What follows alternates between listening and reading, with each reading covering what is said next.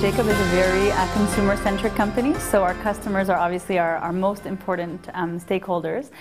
We think that there's a real possibility for them to become brand ambassadors. If they have the right information about the product, they feel like they have information about trends, they feel connected to our designers, for example. So we give them a lot of information, hoping that they will then spread the word about the brand and become sort of evangelists in a way for us.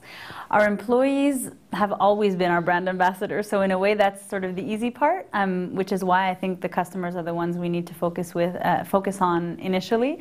But at the same time, when we do a campaign, we need to make sure our employees find out first. And that, for example, if it's a campaign in partnership with a nonprofit organization, have the nonprofit come to the office, do a video that you share with the stores so that they can see firsthand what exactly that organization is doing and why the company has decided to support it. I think it's changed a lot. With a private company like Jacob, we had always focused mainly on our stores as the main environment where we communicated with the customers. We invested most of our marketing dollars inside the store. So signage in the stores, beautiful images, investing in customer service programs so that our employees could serve our customers in the best way that they could. And now we realize that we need to speak to customers outside of the store. We did surveys recently where we learned, and it's absolutely no surprise, but where women used to have, let's say, a full day to spend at the mall with their friends or family, kids, whatever, to go into many stores, do some window shopping, and spend a lot of time, whereas today she's got 72 minutes. She knows in advance the 3 stores that she's going to shop at, so you need to speak to her in advance. She does her shopping on the web first, so you need to have a website that's more of a catalog. You need to speak to her using social media tools. You need to start using all kinds of advertising tools, whether they be traditional or new media, to talk to her outside of your store environment. So that's definitely changed, and the expectation also has changed in terms of receiving information from companies and receiving all types of information. There's the expectation of transparency. So whether it be about your products, where they're made, where they're designed, your social responsibility, your environmental responsibility, there's definitely that added expectation. It's actually pretty new for us, which is why I think it's so exciting to see how when you make a decision to make a foray into the social media environment, if you do it right, you can be effective very quickly. And so you can feel like you're late compared to your competitors, but you can very quickly catch up if you do things right. So right now we have a campaign that we call Give Your Clothes a New Lease on Life, going on in our 150 stores across Canada.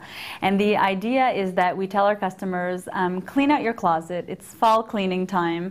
You know, bring into any Jacob store articles of clothing that you no longer wear, whether they be Jacob items or items from any of our competitors. You can even bring in your husband's clothes, your kids' clothes. And we've partnered with Renaissance and Goodwill, some amazing organizations that then sell the products, as you probably know, at a lower price for families that don't have the same budgets to shop at Jacob, but who also offer these incredible social reintegration programs and professional reintegration programs for men and women who are experiencing difficulties to re-enter the workplace. So we feel that there's this amazing dual role that these organizations play, and we're supporting them by helping our customers get engaged, to be generous, and in exchange we give them 25% off their new purchases. So there's a win-win for everybody. And we've used the new media, especially Facebook, where we have told everybody on Facebook, essentially, if you become a fan of the Jacob page, Jacob, the company, will donate 1 additional article of clothing for every like on our page, up to 10,000 items. And we've already surpassed the 10,000 mark, so we won't continue as a company necessarily to donate, but people are still continuing to become fans of the page. So it's amazing long-term for us to enhance our fan base. It took us 2 years to get 2,000 fans. It took us 3 weeks to get 6 times that number. So it's quite impressive how quickly things can go when they're done right. So we're quite excited. We produced videos. Every week we have a new video that we post online, encouraging people to share about the campaign. We'll let them know where we are in terms of results, how many donations so far. On a daily basis we update them on that. So I think it creates a real dialogue and an exchange that our customers feel part of.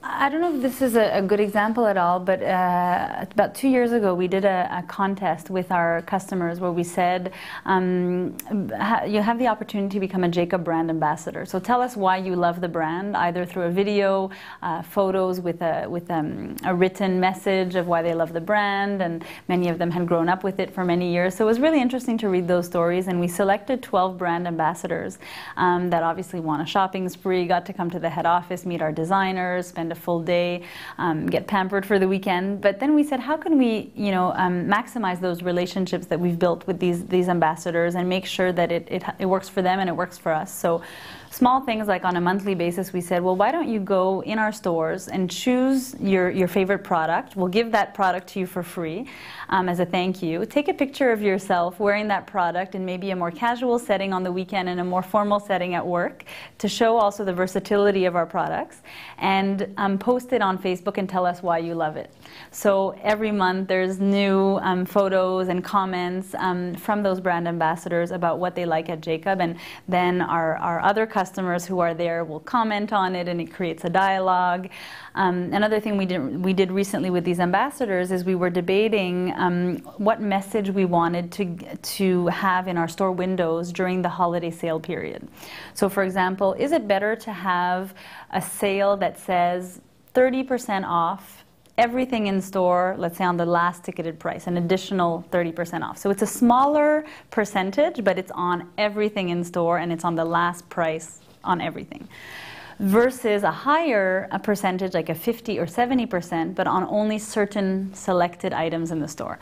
And interestingly, I think the gut feeling of most people at the company was to say, oh, for sure the 50, 70% is going to catch their eye, and that's what's going to bring people in the stores.